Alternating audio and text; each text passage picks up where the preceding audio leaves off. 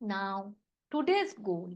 Today's goal is to understand how real quality workflow or how real quality works. Okay. Learn root cause thinking, understand VOC, KPI in real jobs, and get a clear roadmap, career roadmap. Right. Now, to go ahead, we need to understand first what is real quality. All right. That I was talking to you and I was speaking about right now, that what is real quality.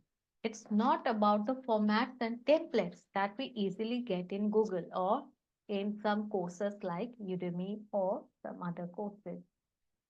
In a real industry, as a quality, other than formats, templates, doing the checklist job, just hearing those, if I am talking about a BPO or a KPO where there is a process called calls taking, chat taking, even if I'm into a manufacturing sector or service sector or pharma sector, I'm just going ahead and I'm checking if I'm in a pharma sector and I'm checking, okay, this medicine, whatever has been prepared, need to go through this sort of checklist, step one, step two, step three, ABCD, has it been followed? Whether they have adhered, whatever is the mixture that should go, whether they have adhered. It's a particular checklist we are following.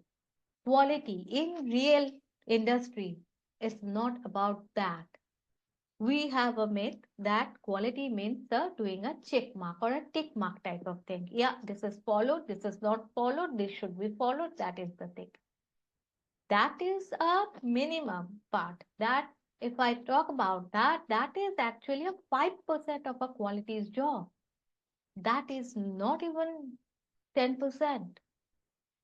Quality is far more than what we think, right? If we talk about formats, as we all know that we talk about formats and templates, like we talk about different tools. Quality do follow some tools, right?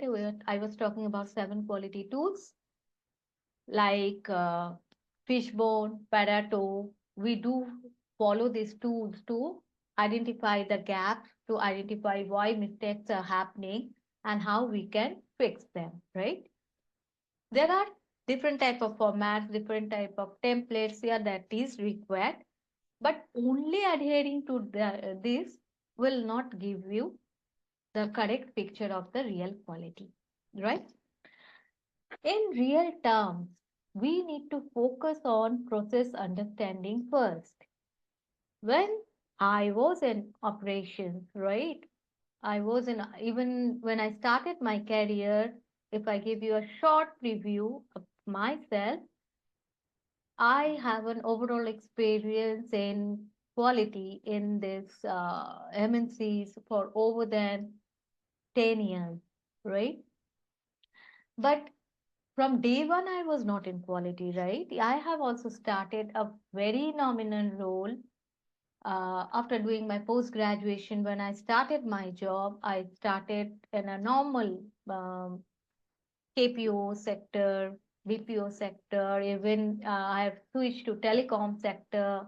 A lot of sectors were there, but banking, telecom, well, each and every role has taught me something, right? I started with a very niche brand you all know, and that is HSBC. I started with that company. That's basically a KPO, but it's a very big company, and I got to know many, many things from there. It was my first job. I started learning over there as a customer service executive. I joined, but how to speak to customers rather than speaking to customers, how to go ahead, go think beyond that and deliver the services, those were there. Then, when I shifted my sector and I moved to telecom, I started handling more difficult roles like grievance sector, like retention sector, and then I was promoted as a quality. As a quality, when I joined, I the first thing when I gave my interview or I got promoted, the first thing my manager asked, if I promote you as a quality, what is the one thing you will change in the process? And my question was to, to the point, because at that point of time, I know my process in and out. So I could give him that answer he was looking for. If I know my process in and out, what is going in my process, suppose I'll give you a small example, right? Everybody, we are using telephone, the mobile phone, and we are using internet, right? Now, whenever the internet goes down, what happens? We give a call or we book a complaint. Now, we book a complaint either by app or we call up customer care to book that complaint. Now, what happens in the background? We book a complaint and we know that, okay, we will get a call and the issue will be fixed, or we will get some solution and we will get to know the result. Now, in the background, how process works? There are several teams sitting in the background, One team is monitoring all the internet signals that is going on. We call it events or event management. There's a separate team. Though AI has taken some part now, it is getting monitored every now and then by the system generated part. But apart from that, moment the signal goes down, there is an immediate trigger, and that trigger goes to event management team. They immediately picks up that, and for them that is a ticket. They book that ticket and they pass it to the next team. Next team is the complaints team or the complaints handling team. They will go ahead, they will check it, they will do the first preliminary checks, and then if they found that it is beyond their purview or it is not within their purview to fix it, they will move it to the next level.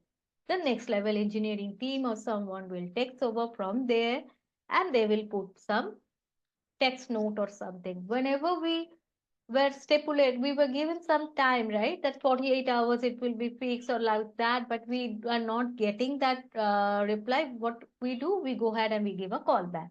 When we call back that first level team, that is customer care. What they do, they will simply open your complaint, they will see whatever the text is given by the engineer and they will deliver that note. But ideally, are they taking care? No, they are not taking care. So background complaints team is taking care. Now they will fix the issue, they will write the note and they will paste it over there. The issue gets resolved over there. Now, as a quality, what is your role?